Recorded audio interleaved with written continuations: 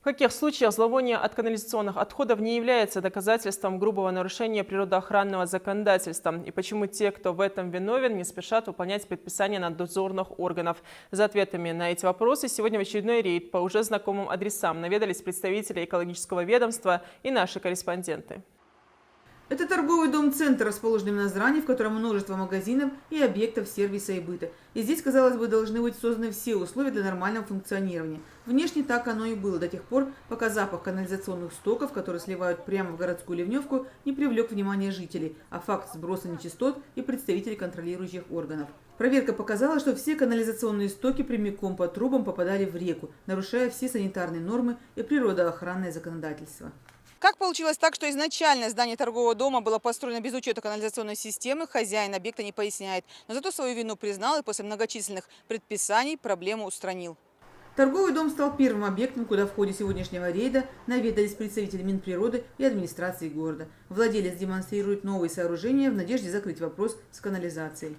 Мне было сделано предписание устранить недостатки. Я все устранил, выкопал погребную яму, оплатил штрафы.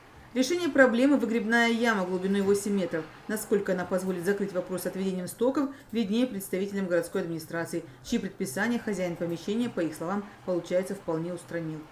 Совместно с Министерством природных ресурсов мы выезжали сюда, были выявлены некоторые неполадки, так как данный гражданин проложил трубу в ливневку.